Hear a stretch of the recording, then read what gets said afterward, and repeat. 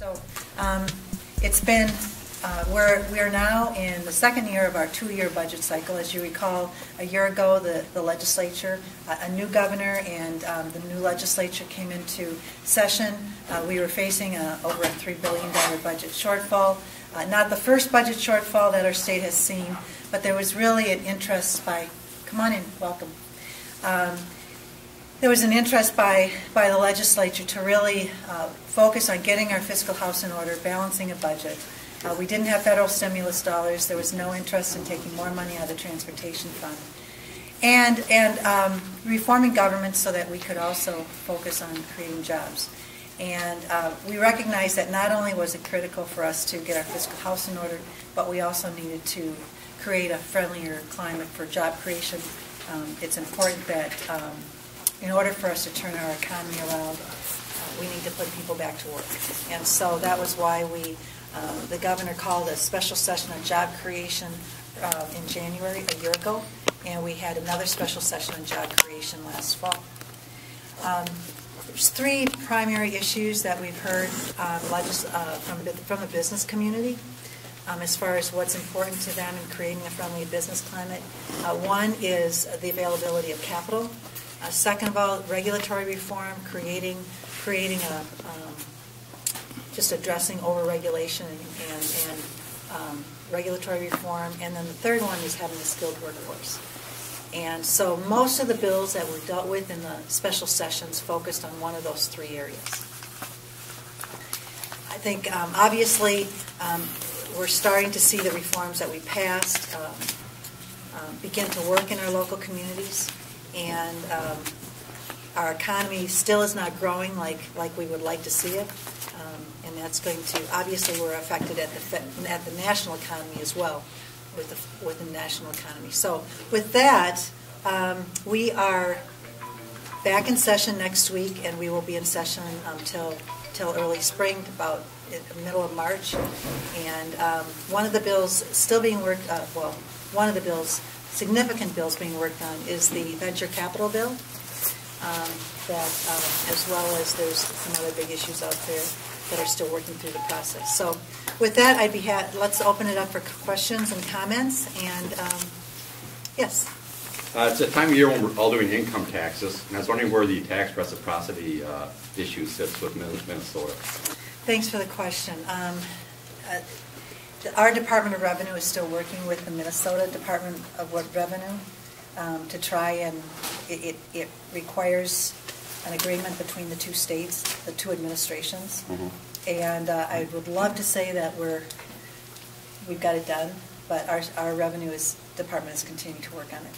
There is a glitch the way the credits are acknowledged, and so Minnesota's for some Minnesota filers, they actually with reciprocity the state would lose some revenue, and Minnesota has been trying to make the case that Wisconsin should pay that difference when it really is their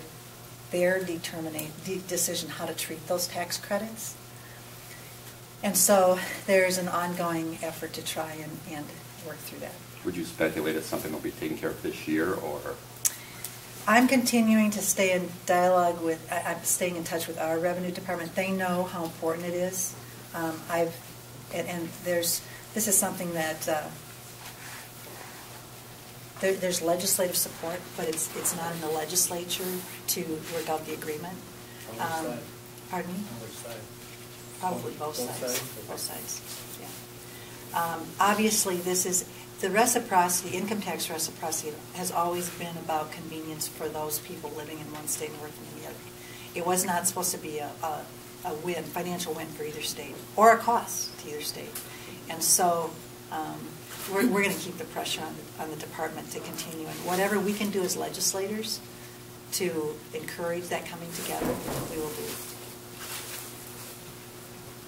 Okay, thank you. Because I know how it is very important, and it's a tremendous cost and inconvenience. So, thank you for the question. Next. I have a question about the bridge. What's the maintenance on the bridge? The Stillwater Bridge?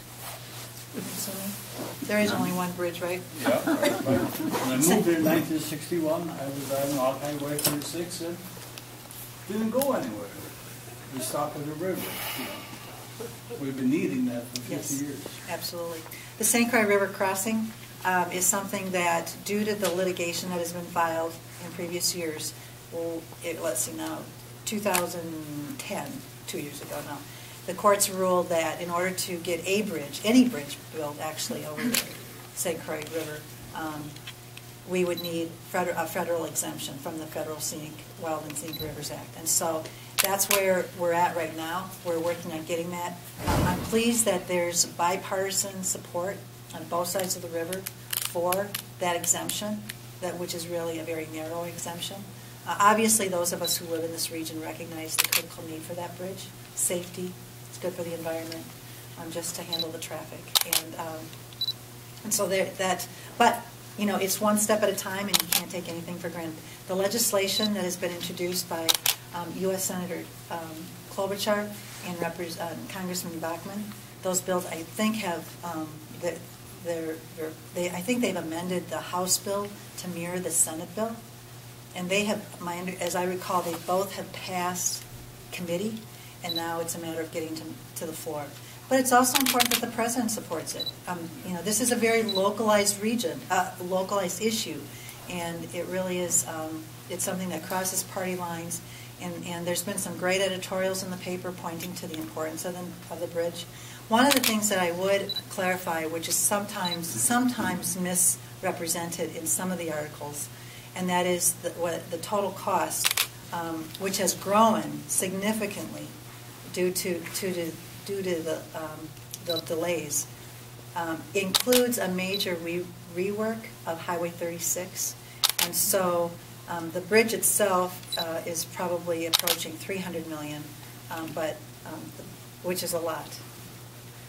You know, that bridge was due to be built in about the mid-90s, completed in 1999 at under $100 million, and now we are approaching $700 million for that project.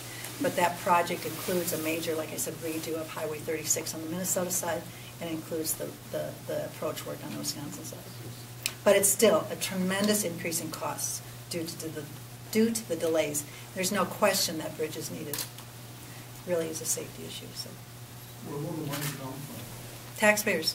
Where will it come from if they build it? I don't taxpayers. It's basically. Well, it's really up to each state to determine. Most likely, I don't think either state has the cash, but it will probably be bonding, but that would be up to each individual state.